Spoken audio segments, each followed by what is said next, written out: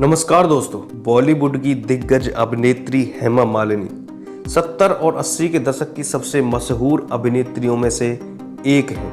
उनकी गिनती बॉलीवुड के उन अभिनेत्रियों में से भी की जाती है जिनके पास एक्टिंग के साथ सौंदर्य का बेहतरीन समन्वय है। बॉलीवुड में ड्रीम गर्ल के नाम से मशहूर हेमा मालिनी ने अपने 40 साल के फिल्मी कैरियर में 150 से ज़्यादा फिल्मों में काम किया, लेकिन कैरियर के शुरुआती दौर में उन्हें वह दिन भी देखना पड़ा जब एक फिल्म निर्माता ने उन्हें यह तक कह दिया कि उनमें अभिनेत्री बनने का कोई गुण मौजूद नहीं है। तो चलिए दोस्तों, जानते हैं आज हेमा मालिनी के बारे में सारे फैक्ट्स आज के इस वीडियो में।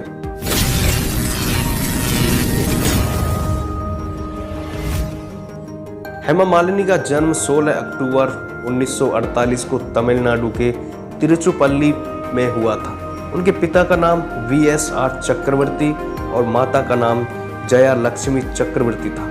हेमा मालिनी के जीवन में उनकी मां का अहम रोल रहा। तमिल फिल्मों में एंट्री से लेकर बॉलीवुड में टॉप अभिनेत्रियों की लिस्ट में शुमार होने तक हेमा मालिनी के सारे डिसीजन उनकी मां ही लेती थी।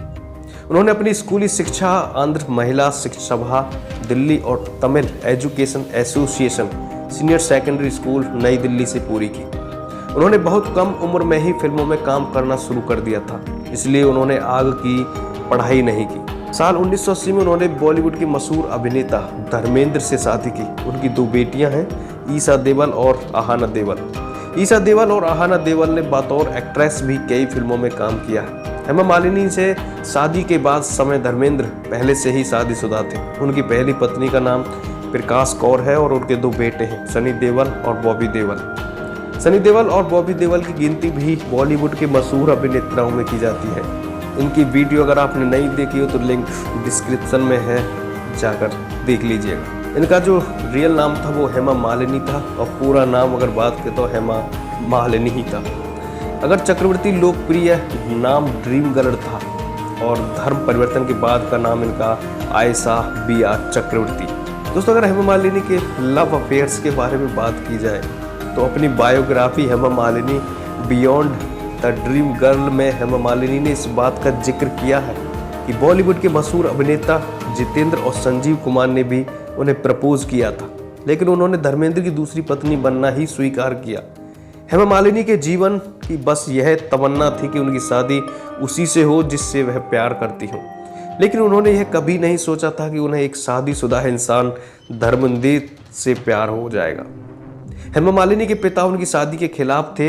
यही वजह रहा कि जब तक उनके पिता जिंदा रहे उनकी शादी नहीं हो सकी थी।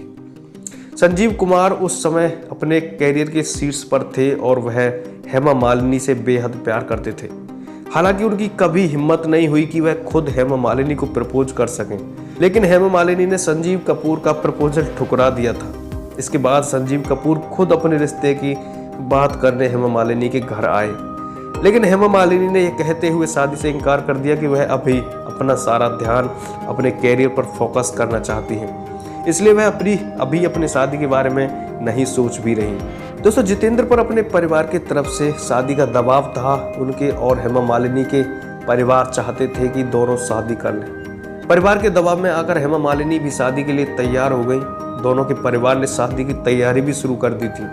जब इस बात की भनक धर्मेंद्र को हुई तो वह फिल्म अंदाज में हेमा मालिनी के घर चेन्नई पहुंच गए, जहां जितेंद्र के परिवार भी पहले से पहुंचे हुए थे। उन्होंने हेमा मालिनी और जितेंद्र की शादी रुकवा दी और हेमा मालिनी को इसी तरह खुद से शादी करने के लिए बना लिया। इस तरह धर्मेंद्र अपने प्यार के लिए हेमा मालिनी और जितेंद्र की शादी को होने ही नहीं दिया। धर्मेंद्र पहले से ही शादीशुदा थे, इसलिए उन्हें हेमा मालिनी से शादी करने के लिए अपना धर्म बदलना पड़ा। हिंदू विवाह अधिनियम के तहत वह अपनी पहली पत्नी को तलाक दिए बिना दूसरी शादी नहीं कर सकते थे और उनकी पहली पत्नी प्रकाश कौर उन्हें तलाक देने से इनकार कर रही थी। साल 1980 में धर्मेंद्र और हेमा मालिनी ने इस्लाम धर्म अपनाकर एक दूसरे के साथ शादी कर ली थी। बाद में दोनों ने हिंदू रीति रिवाज से भी शादी की। दोस्तों, हेमा मालिनी की अगर नेट वर्थ के बारे में बात करें तो बॉलीवुड की खूबसूरत और सक्सेसफुल एक्ट्रेस में शुमार हेमा मालिनी की गिनती एक समय बॉलीवुड की सबसे महंगी अभिनेत्रियों में होती थी। वह फिल्मों में साथ करने के बाद उन्होंने साल 1980 में धर्मेंद्र के साथ शादी की, लेकिन यह जानकर आप हैरान रह जाएंगे कि नेट वर्थ के मामले में हेमा मालिनी अपने पति धर्मेंद्र और अपने सौतेले बेटे सनी देओल से भी कहीं आगे हैं। दरअसल साल 2019 के चुनावी हलफनामे के मुताबिक हेमा मालिनी के पास कुल 249 करोड़ रुपए की संपत्ति है, जिसमें 135 करोड़ रुपए उनके और 114 करोड़ रुपए उनके पति धर्मेंद्र के हैं। यह जानकर आपको और भी हैरानी होगी कि बीते 5 सालों के अंदर उनकी कुल संपत्ति में करीब 72 करोड़ का इजाफा हुआ है। 5 साल पहले साल 2014 में उनके पास कुल 178 करोड़ रुपए की संपत्ति थी। दूसरी तरफ अगर धर्मेंद्र के बेटे सनी देओल की बात करें तो संपत्ति के मामले में वह हेमा मालिनी से काफी पीछे है।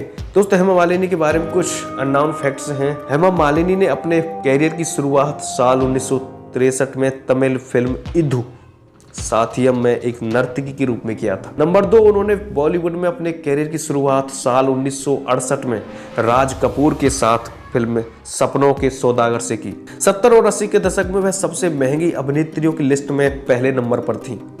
उन्होंने अपने फिल्मी कैरियर में उस समय के लगभग हर बड़े अभिनेता के साथ काम किया, लेकिन हेमा मालिनी के जीवन और उनके कैरियर में अभिनेता धर्मेंद्र का बड़ा हाथ रहा। उन्होंने अपनी फिल्मी कैरियर में सबसे ज्यादा फिल्में धर्मेंद्र के साथ की। उन्होंने धर्मेंद्र के साथ 35 फिल्मों में काम किया और धर्मेंद्र के साथ उनकी पहली फिल्म साल 1970 में रिलीज हुई थी, जिसका नाम सराफत था।